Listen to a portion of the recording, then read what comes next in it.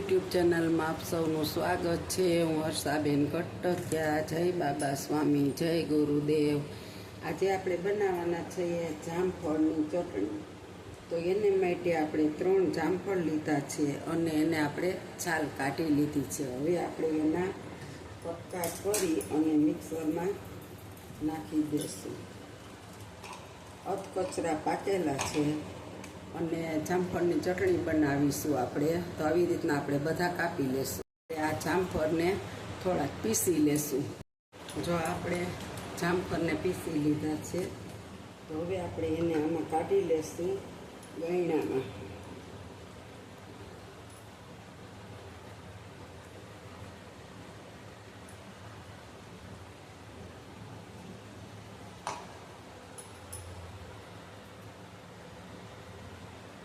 Pulp બધો ગયણામાં કાઢી અને બી અંદર નીકળી જાય એટલે આપણે બધો પલ્પ કાઢી લેશું।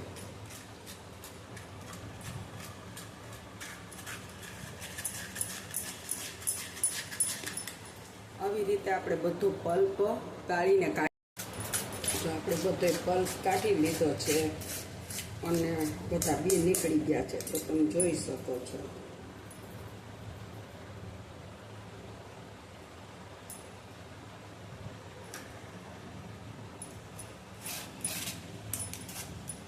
હવે આપણે એક સેજ ટીપું પાણી નાખી દઈશું। એક જરી કેવું છે, સેજ નહીં જોગે।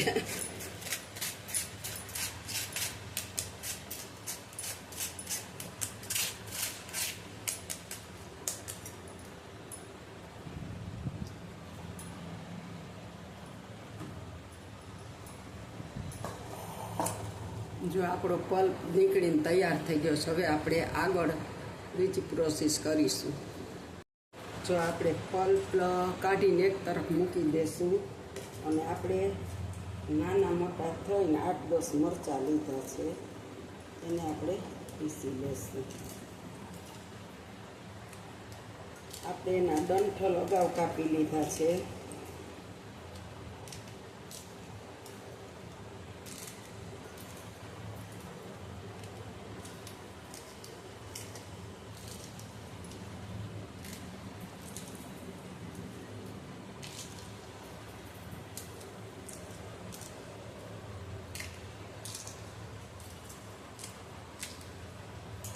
જો આપણે મરચાં બધા કાપી લીધા છે અને હવે આપણે એમાં 5-7 લસણની કળી નાખીશું। બહુ નહીં, તમારે જાજુ નાખવું હોય તો નાખી શકો। અને 1 ઇંચ આદુનો કટકો આપણે કાપીને લીધો છે।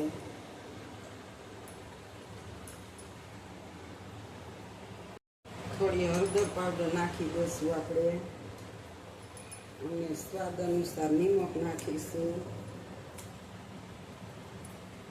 અને જામફળ તો એકદમ ગળ્યું જ છે છતાં આપણે થોડીક એવી ખાંડ નાખીશું। બહુ ઝાઝી નથી નાખી, થોડીક એવી। અને 2 લીંબુના ફાડા અધકચરા લીધા છે એને આપણે નીચવી લેશું।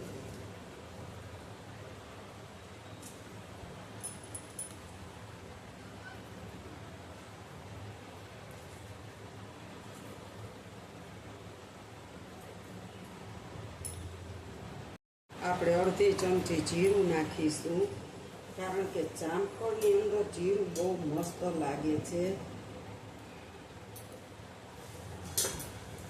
અને આપણે એની અંદર એટલો ચેવડો ઘરનો બનાવેલો છે એ નાખી દઈશું। આટલા માંડવીના દાણા 2 ચમચી નાખી દઈશું। અને આપણે આ કોથમીર હોય ને એના ડંઠલ અને કોથમીર સહિત લીધું છે એ પણ નાખી દઈશું।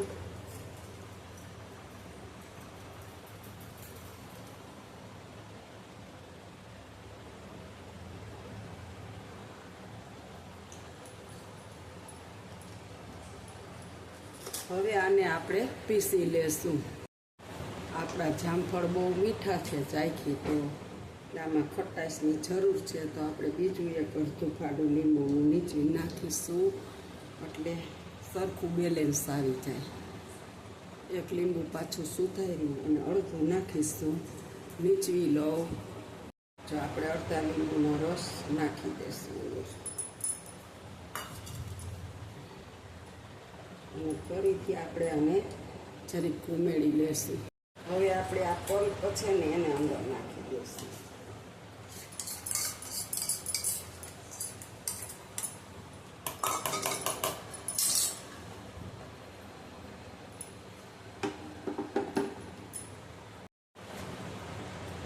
મસ્ત આપણી ચટણી બનીને તૈયાર થઈ ગઈ છે. હવે આપણે એને કાઢી લઈશું.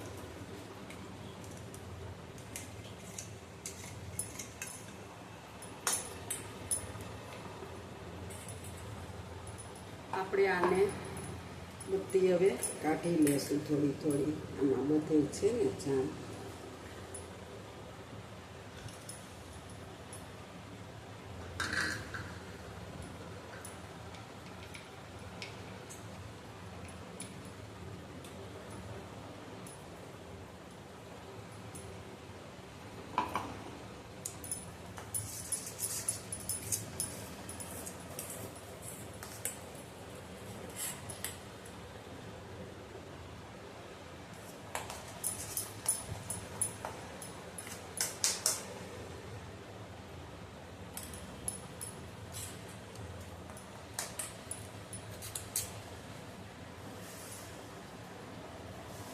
આપણે ચટણીની અંદર થોડુંક નિમક નાખીશું, થોડુંક ઓછું છે.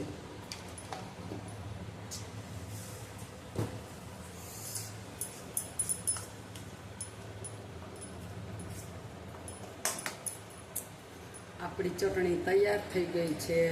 તમે જોઈ શકો છો. મસ્ત એટલી સરસ જામફળની. અને આપણે બી તો ગાળીને કાઢી જ નાખવાના હોય. બી નકર અંદર આવે ને તો ખાવાની મજા ન આવે. અને લસણ, મરચાં, આદું, કોથમીર, માંડવીના બી, ઘરનો ચેવડો બધું નાખીને બનાવી જામફળની ચટણી. બહુ ગળ્યા છે જામફળ, એટલે આપણે ખાંડ બહુ નાખવી નથી પડી. અને બહુ મસ્ત ચટણી બની છે. જો મારી આ જામફળની ચટણીની રેસીપી તમને સારી લાગે તો લાઈક કરજો, શેર કરજો, બેલ લાઈક બટન દબાવવાનું ભૂલતા નહીં. આવજો. જય બાબા સ્વામી, જય ગુરુદેવ.